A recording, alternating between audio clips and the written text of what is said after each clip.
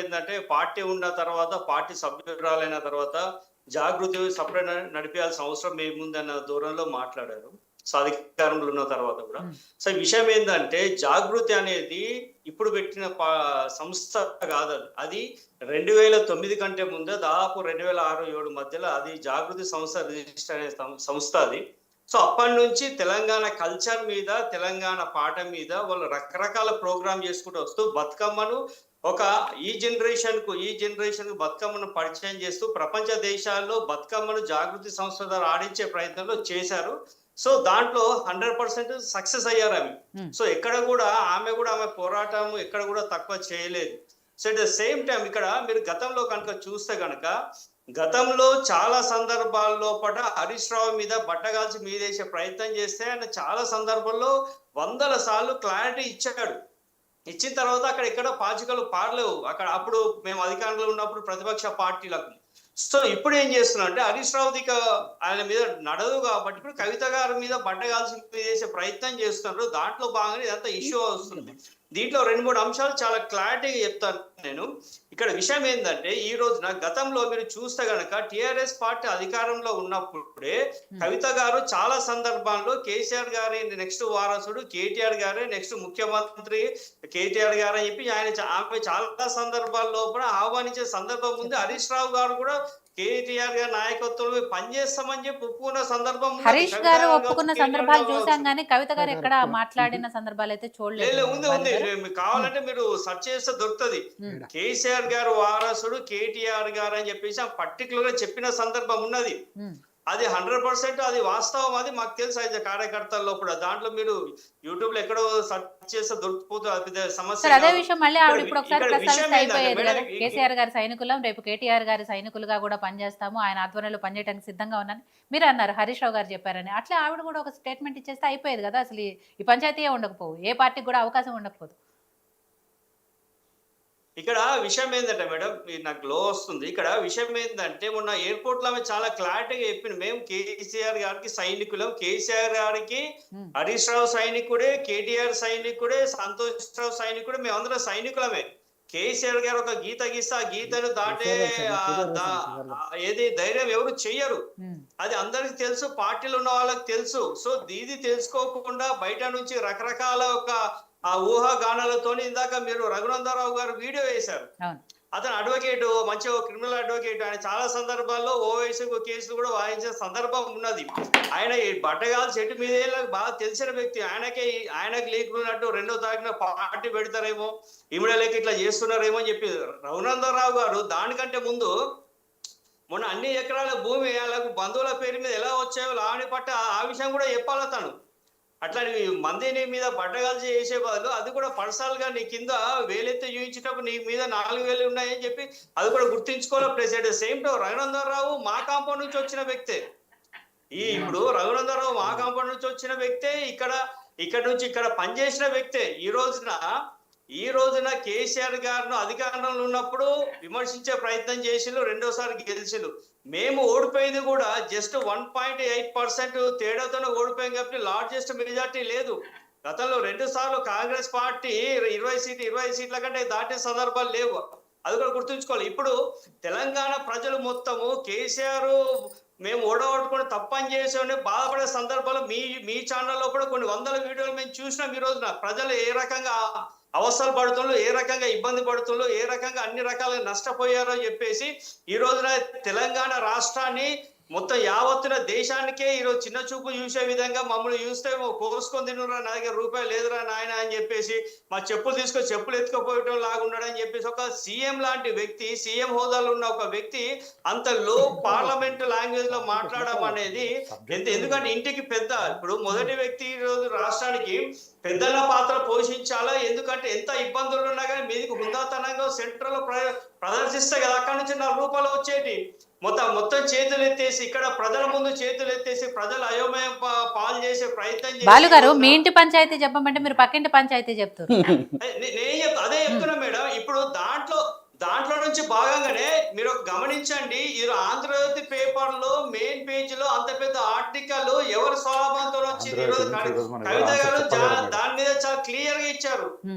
ఎటువంటి సంప్రదింపులు లేకుండా నా నుంచి ఎటువంటి ఇన్ఫర్మేషన్ తీసుకుండా మీకు ఊహాగానాలతో ఎలా చేస్తారు మీరు, అది ఈ భ్రష్ పట్టించే ప్రయత్నం చెప్పేసి ఆమె ఇందాకనే మనం ట్విట్టర్ లో చూసాం, మనం ఫేస్బుక్ లో మన ఆమె అకౌంట్ లో మనం చూసాం. అంటే మెయిన్ పేజ్ లో వేయడం అంటే అది జర్నలిజాన్ని తప్పుదో పట్టించినట్టే కదా. ఇంత నీచమైన జర్నలిజం స్థాయిలో రాధాకృష్ణ గారు తెలంగాణ ప్రజలు కావచ్చు బీఆర్ఎస్ పార్టీని దాదాపు 60 లక్షల మంది కార్యకర్తలు ఉన్న లార్జెస్ట్ పార్టీ ఈ రోజున దాని వల్ల ఇబ్బంది పెట్టారు. కాంగ్రెస్ రాయబారం అనేది అన్నింటిలో ఎక్కడ నుంచి డబ్బులు వచ్చాయని చెప్పేసి ఒక ఆంధ్రజ్యోతిలోనే కాదు బాలు గారు, చాలా పత్రికల్లో వచ్చింది, చాలా ఛానల్స్ లో కూడా వచ్చింది ఆ విషయం గురించి. నేను అదే చెప్తున్నా మేడం, ఈ రోజున చాలా పత్రికల్లో చాలా ఛానల్లో రకరకాల ఊహాగానాలతో వేస్తుంది. దేని కూడా ఒక అథెంటిక్ లేదు, ఓన్లీ ఒక బేస్ అథెంటిక్ ఏంది, ఆ లేటర్ బేస్ చేసుకుని ఇన్ని పుకార్లు పుట్టించాలి. ఈ రోజున ఆ లేటర్ ఒక అథెంటిక్, లేటర్ లో కూడా ఆమె ఎక్కడ కూడా తప్పు మాట్లాడలేదు, ఎక్కడ కూడా ఆమె అందరి కార్యకర్తలు ఉద్దేశించి మాట్లాడింది తప్పించి ఎక్కడ కూడా ఆమె పర్సనల్ ఎజెండా ఎక్కడ కనబడలేదు. ఈ రోజున తెలంగాణ ఎజెండా కనబడ్డది కానీ పర్సనల్ ఎజెండా ఎక్కడ కనబడలేదు ఈ రోజున. సో ఒక పార్టీ అన్నప్పుడు లార్జర్ స్కేల్ లో ఉంటది పార్టీ అన్నప్పుడు, కాబట్టి కొన్ని ఇంటర్నల్ పొరపాట్లు జరుగుతుంటాయి. దాన్ని ఎక్స్టర్నల్ గా కేటీఆర్ గా చాలా క్లియర్ గా ఇప్పుడు ఎక్స్టర్నల్ గా డిస్కస్ చేసుకోవాల్సిన అవసరం లేదు. కాబట్టి ఆమె అమెరికా నుంచి వచ్చింది, ఇంత పెద్ద ఇష్యూ అవుతుంది కానీ ఎయిర్పోర్ట్ లో సంజాయిషి ఇచ్చింది. ఈ రోజున కూడా పేపర్ లో మీడియాలో వచ్చిన అన్ని దానికి కూడా ఆమె ఈ రోజున ఫేస్బుక్ లో కూడా ఆమె అకౌంట్ లో పెట్టింది. నినాక మొన్న గతంలో కేటీఆర్ కు కవితకు మధ్యలో చెడిందన్న దాన్ని కూడా కేటీఆర్ ను సమర్థిస్తూ కూడా ఆమె ఒక పోస్ట్ పెట్టింది. ఈ రోజు అసలు ఇంతకన్నా ఏం కావాలి మేడం? ప్రతిసారి ఇక్కడ 100 యూట్యూబ్ ఛానల్ ఉన్నాయి, 100 ఎలక్ట్రానిక్ ఛానల్స్ ఉన్నాయి. ప్రతి ఒక్కసారి ప్రెస్ మీట్ పెట్టుకుంటా ఇలా కాదమ్మా ఇలా అని చెప్పి పెట్టే ప్రయత్నం ఉంటుందా మేడం? మీకు ఒకసారి ఆలోచించండి మీరు. కేటీఆర్ గారు, కవిత గారు, హరీష్ రావు గారు ప్రతి ఒక్క దానికి సంజాయించుకుని కూర్చుంటారా? ఎవరి బాధ్యతలు ఎవరు నిర్వహించే బాధ్యత చాలా బలిష్టంగా ఉన్నారు. ఈ రోజున జాగృతి నుంచి వచ్చిన చాలా మందికి ఈ రోజున రాజీవ్ సాగర్ కావచ్చు, ఆయన భిక్షపతి కావచ్చు, చాలా మందికి ఈ రోజు కార్పొరేషన్ చైర్మన్ ఇచ్చింది కేసీఆర్ గారు. జాగృతిని ఎక్కువ తక్కువ చేయలేదు, జాగృతి సంఘాన్ని ఎప్పుడు కూడా చేయలేదు. జాగృతి సంఘానికి ఆధ్వర్యంలో బతుకమ్మ కార్యక్రమాలకు జాగృతికి గవర్నమెంట్ నుంచి సపోర్ట్ మద్దతు వచ్చింది. ఈరోజు ప్రభుత్వము కావచ్చు, ఆమె గతంలో ప్రభుత్వం ఏర్పడుకున్న జాగృతి సంస్థ రెండు అనుబంధంగా పనిచేస్తున్నాయి.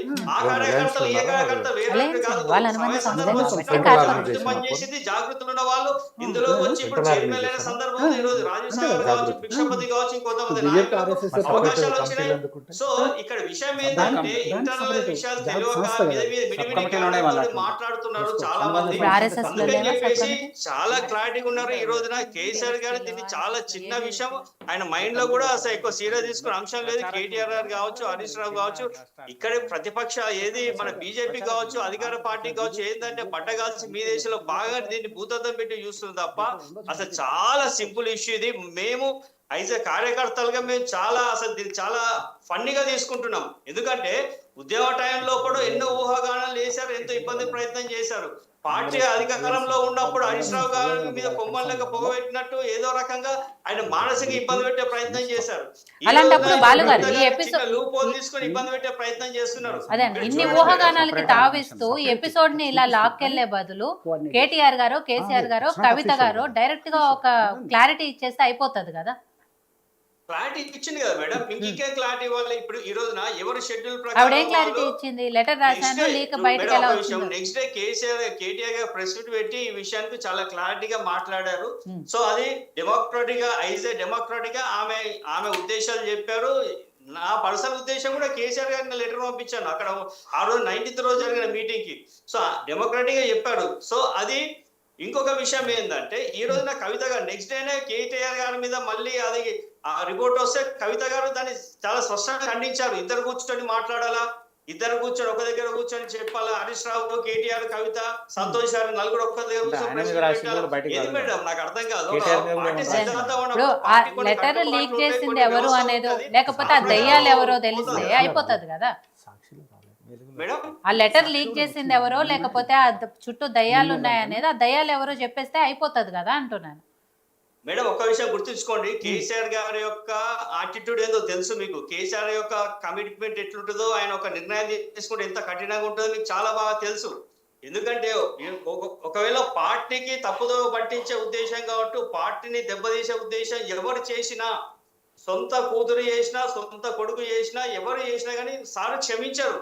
ఎందుకంటే చాలా ఒక జీవితాన్ని త్యాగం చేసి ఒక ఇంత వ్యవస్థ ఏర్పడ్డది. సౌత్ ఇండియాలో పడే ఇంత బలంగా ఉన్న ప్రాంతీయ పార్టీలు చాలా తక్కువ ఉన్నాయి. దాంట్లో ఈ రోజున మనం చాలా అగ్రగామిగా ఉన్నాం. ఈ రోజున కేసీఆర్ గారు ఉన్నప్పుడు ఎన్నో సందర్భాల్లో రాష్ట్రాన్ని నెంబర్ 1 స్టేట్ గా తీసుకెళ్లిన సందర్భం ఉన్నది. ఈ రోజు 15 నెలల్లో చేతులెత్తేసిన ప్రభుత్వం కాంగ్రెస్ ప్రభుత్వం అది. సో బీజేపీ ఎక్కడ సందు దొరుకుతుందా, ఇక్కడ సందు దొరికితే ఇక్కడ ఇబ్బంది పెట్టేసి డైవర్షన్ పాలిటిక్స్ చేయాలా, ఏదో బాంబేలో మహారాష్ట్రలో చేసినట్టు ఇక్కడ పక్క రాష్ట్రంలో చేసినట్టు ఇక్కడ కూడా చేయాలనే ఉద్దేశంతో ఉన్నారు. కానీ ఒక్క విషయం గుర్తుంచుకో మేడం, ఈ రాష్ట్రానికి కేంద్ర పార్టీలు మాత్రం ఎప్పటికి కూడా మంచివి కాదు. ఈ రాష్ట్రం సుభిక్ష ఉండాలంటే ప్రాంతీయ పార్టీ అవసరం ఉంది. ఈ రోజున కేసీఆర్ గారి రాక మళ్ళీ అవసరం ఉందని ప్రజలే కోరుకుంటున్నారు.